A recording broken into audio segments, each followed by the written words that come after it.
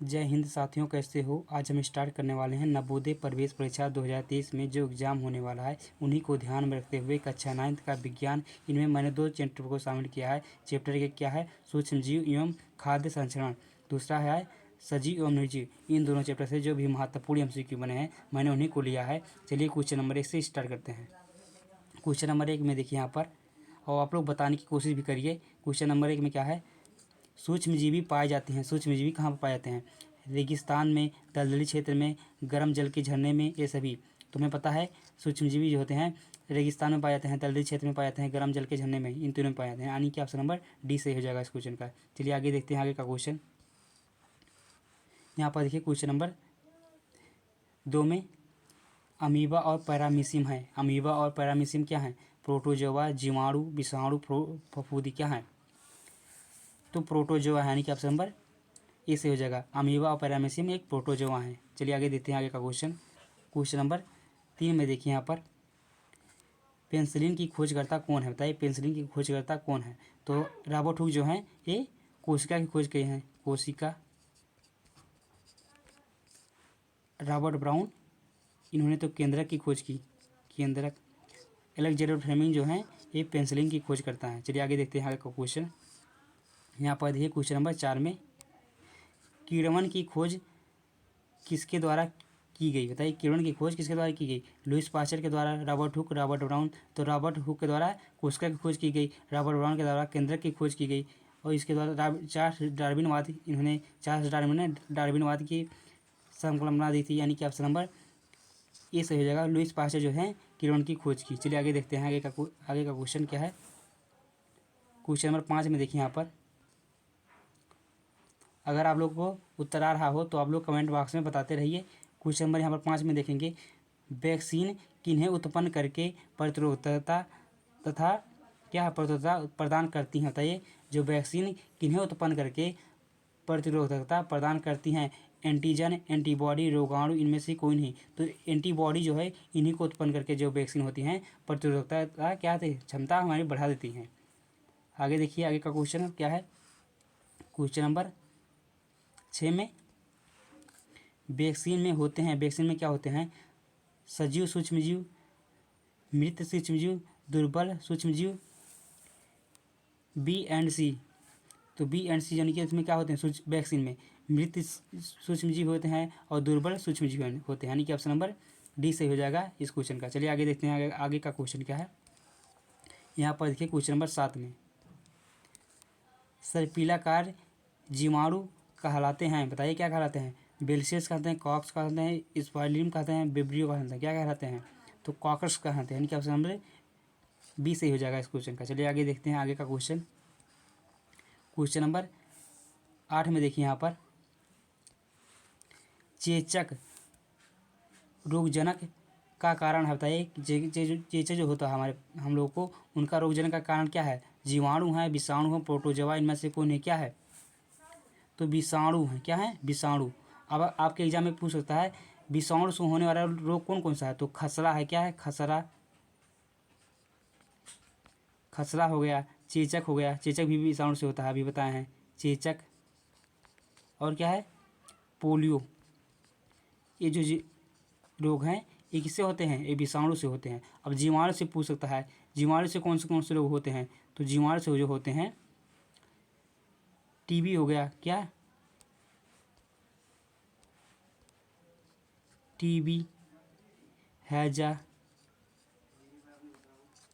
मोतीजार, क्या? मोती झारा, ये जो रोग हैं ये लोग किससे होते हैं? ये लोग मोतीजारा, TB, हैजा, ये तो होते हैं जीवाणु से। और खसरा से, विषाणु से होते हैं। खसरा होता है चेचक, और पोलियो ये विषाणु से होते हैं। चलिए आगे देखते हैं आगे का क्वेश्चन। क्वेश्चन नंबर 9 में यहाँ पर देखिए, पाश्चुरीकरण किया जाता है। पाश्चुरीकरण कब किया जाता है? मतलब कितने डिग्री सेल्सियस पर? 100 डिग्री सेंटीग्रेड पर, 30 डिग्री सेंटीग्रेड पर, 70 डिग्री सेंटीग्रेड पर, 45 डिग्री सेंटीग्रेड पर। तो पाश्चुरीकरण जो होता है हमारा 70 डिग्री सेंटीग्रेड पर होता है। यानी कि ऑप्शन नंबर डी सही, सी सही हो जाएगा इस क्वेश्चन का। चलिए आगे देखते हैं आगे का क्वेश्चन। क्वेश्चन नंबर 10 में देखिए, निम्नलिखित में से कौन सा एक विषाणु जनित रोग है? बताइए कौन सा जो है विषाणु जनित रोग है? टाइफाइड है, पोलियो है, टीबी है, लेप्रोसी, बताइए क्या है? तो जो पोलियो है, पोलियो ये तो है विषाणु जनित, यानी कि विषाणु से होता है पोलियो। बाकी टाइफाइड किससे होता है? और टीबी, टीबी तो होता है जीवाणु, किससे होता है? जीवाणु से टीबी होता है, जीवाणु। यानी कि इस क्वेश्चन का जो आंसर हो जाएगा ऑप्शन नंबर 20 हो जाएगा। पोलियो किससे है? विषाणु जनित रोग है। चलिए आगे देखते हैं आगे का क्वेश्चन। क्वेश्चन नंबर 11 में यहाँ पर देखिए, हैजा एक संक्रामक पाचन तंत्र से संबंधित रोग है जिसमें रोगी को दस्त व उल्टी आती है। यह रोग किसके कारण होता है? यह रोग किसके कारण होता है? विषाणु के कारण, फफूंद के कारण, जीवाणु के कारण, इनमें से कोई नहीं। किसके कारण होता है? तो ये जीवाणु के कारण होता है। किसके कारण? जीवाणु के कारण, यानी कि ऑप्शन नंबर सी सही हो जाएगा इस क्वेश्चन का। चलिए आगे देखते हैं आगे का क्वेश्चन। क्वेश्चन नंबर 12 में यहाँ पर देखिए, सामान्य नमक का प्रयोग किसके परिरक्षण हेतु किया जाता है? किसके परीक्षण हेतु किया जाता है सामान्य नमक?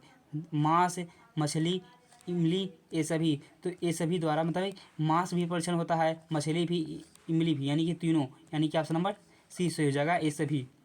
चलिए आगे देखते हैं आगे का क्वेश्चन। क्वेश्चन नंबर 13 में यहाँ पर देखिए, और आप लोग बताने की कोशिश करिए, कमेंट बॉक्स में आप लोग बताते रहिए। क्वेश्चन नंबर 3 में देखिए यहाँ पर, निम्नलिखित में से किस में जीवन चक्र का अभाव होता है? बताइए किसमें जीवन चक्र का अभाव होता है? निर्जीव में होता है, सजीव में, ये दोनों, अमीबा, किसमें होता है? तो निर्जीव में होता है, क्या होता है? जीवन का अभाव होता है। सजीव में जीवन होता है, ये दोनों तो हो नहीं सकता है, अमीबा भी नहीं हो सकता है, यानी कि ऑप्शन नंबर क्या हो जाएगा? ऑप्शन नंबर ए सही हो जाएगा। जो निर्जीव है इसमें क्या होता है? जीवन चक्र का अभाव होता है। चलिए आगे देखते हैं आगे का क्वेश्चन। क्वेश्चन नंबर 14 में यहाँ पर देखिए, अपनी जैसी सतत उत्पन्न करने की प्रक्रिया कहलाती है। बताइए जो अपनी जैसे कोई जीव है वो अपनी जैसी संतान उत्पत्ति करता है तो उन्हें हम क्या कहते हैं? उत्सर्जन कहेंगे, पोषण कहेंगे, जनन कहेंगे, श्वसन कहेंगे, क्या कहेंगे? तो उन्हें हम लोग जनन कहेंगे। अपने जैसे सतति को उत्पन्न करना, यानी कि संतान को उत्पन्न करना जनन कहलाता है, यानी कि ऑप्शन नंबर सी से हो जाएगा इस क्वेश्चन का। चलिए आगे देखते हैं आगे का क्वेश्चन क्या है। केंद्रक पाया जाता है, केंद्रक पाया जाता है कहाँ पाया जाता है? केंद्रक द्रव्य में, केंद्रिका में, क्रोमोटीन में, ये सभी कहाँ पाया जाता है? तो केंद्रक जो होता है हमारा केंद्रक द्रव्य में पाया जाता है, केंद्रिका में पाया जाता है, क्रोमोटीन में पाया जाता है, ये सभी, यानी कि तीनों में पाया जाता है, यानी कि ऑप्शन नंबर डी सही हो जाए इस क्वेश्चन का। केंद्रक की खोज किसने की? तो रॉबर्ट ब्राउन ने केंद्रक की खोज की। रॉबर्ट ब्राउन ने कब की? पूछ सकता है आपके एग्जाम में, कब की? तो 1831 ईस्वी में की। चलिए आगे देखते हैं आगे का क्वेश्चन क्या है। क्वेश्चन नंबर 16 में यहाँ पर देखिए, निम्नलिखित में से कौन सा एक कोशिकीय जीव होता है? कौन सा जो है एक कोशिकीय जीव है? पादप, जंतु, अमीबा, मानव। तो अमीबा जो है, अमीबा ये एक कोशिकीय जीव है। पैरामीशियम भी एक कोशिकीय जीव है। क्या? पैरामीशियम ये जो है एक कोशिकीय जीव है। बाकी पादप, जंतु, मानव एक ऐसे हैं, ये बहुकोशिकीय जीव हैं। चलिए आगे देखते हैं आगे का क्वेश्चन क्या है। क्वेश्चन नंबर 17 में यहाँ पर देखिए, ये इंपॉर्टेंट क्वेश्चन है, बहुत ज़्यादा इंपॉर्टेंट है। कोशिका का रसोई घर किसे कहा जाता है? बताइए कोशिका का रसोई घर किसे कहा जाता है?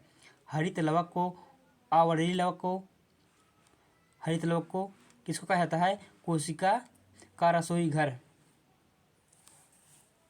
तो हरित लवक को क्या कहते हैं? कोशिका का मतलब रसोई घर, यानी कि ऑप्शन नंबर सी से हो जाएगा इस क्वेश्चन का। वर्णीय लवक किसे कहते हैं? तो वर्णीय लवक में क्या होता है? इससे क्या होता है? रंग प्रदान होता है, फल और फूल को रंग प्रदान होता है, लेकिन हरे रंग को छोड़कर बाकी जितना भी रंग होते हैं वो फल और फूल में रंग प्रदान करता है। इसके द्वारा प्राप्त होता है, वर्णीय लवक के द्वारा प्राप्त होता है। अवर्णीय लवक के द्वारा क्या होता है? इससे क्या होता है? भोजन संग्रह होता है। इसमें क्या होता है? अवर्णीय लवकों में भोजन संग्रह, यानी कि भोजन को इकट्ठा करना। कैसा होता? अवर्णीय लवक कैसा होता है? ये रंगहीन होता है, और रंगहीन जो अवर्णीय लवक है ये रंगहीन होता है, लेकिन वर्णीय लवक जो होता है ये रंगीन होता है। कैसा होता है? रंगीन होता है। हरे रंग को छोड़कर बाकी सभी रंग इसमें आ जाते हैं। चलिए आगे देखते हैं आगे का क्वेश्चन क्या है। क्वेश्चन नंबर 18 में देखिए यहाँ पर, किस प्रक्रिया द्वारा जीवधारी अपने शरीर से अवशिष्ट पदार्थों को बाहर निकालते हैं? बताइए किस प्रक्रिया द्वारा हो जाता है जो जीवधारी अपने शरीर से अवशिष्ट पदार्थों को बाहर निकालते हैं? श्वसन तो हो नहीं सकता, जनन नहीं हो सकता, वृद्धि भी नहीं हो सकता, तो उत्सर्जन द्वारा क्या होता है? जीवधारी अपने शरीर से अवशिष्ट पदार्थ को निकालते हैं। चलिए आगे देखते हैं आगे का क्वेश्चन। यहाँ पर देखिए क्वेश्चन नंबर 19 में, कोशिका झिल्ली तथा केंद्रक के मध्य उपस्थित जेली सादृश पदार्थ है। बताइए कैसा पदार्थ है? कोशिका द्रव्य, प्लाज्मा झिल्ली, कोशिका भित्ति, इनमें से कोई नहीं। बताइए आप लोग। तो कोशिका द्रव्य जो है ऑप्शन नंबर ए से हो जाएगा इस क्वेश्चन का। चलिए आगे देखते हैं आगे का क्वेश्चन क्या है। क्वेश्चन नंबर 20 में यहाँ पर देखिए, सबसे बड़ी ज्ञात कोशिका है। सबसे बड़ी ज्ञात कोशिका कौन सा? अमीबा है, मानव अंड कोशिका, शुतुरमुर्ग का अंडा, WBC। बताइए कौन सा है? White blood corpuscles. बताइए कौन सा है? WBC का फुल फॉर्म क्या होता है? White blood corpuscles. RBC का RBC रेड ब्रेड कार्पोसेल्स। बताइए इस क्वेश्चन का आंसर क्या सही जगह? तो शुतुरमुर्ग का अंडा जो है ऑप्शन नंबर सी से होगा इस क्वेश्चन का। चलिए आगे देखते हैं आगे का क्वेश्चन क्या है। क्वेश्चन नंबर 21 में यहाँ पर देखिए,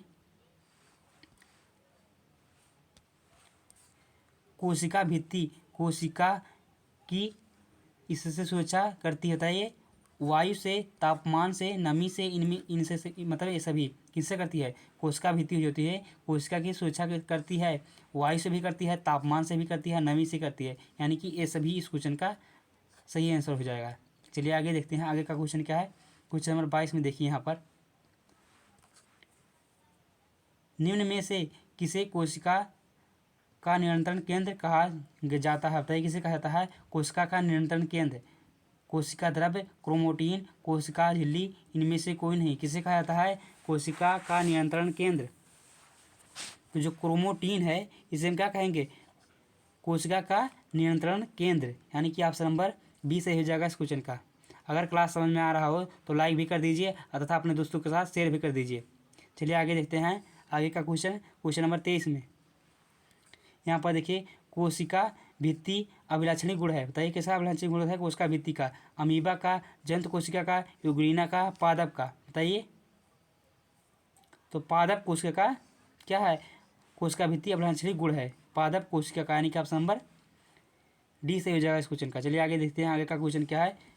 क्वेश्चन नंबर 24 में यहाँ पर देखिए, गुणसूत्र पर उपस्थित मोती दृश्य संरचना है। बताइए कैसे है? क्रोमोटीन है, जीन, केंद्रिका, रितिका, किसका है? तो जीन का है। बताइए जीन्स का, यानी कि ऑप्शन नंबर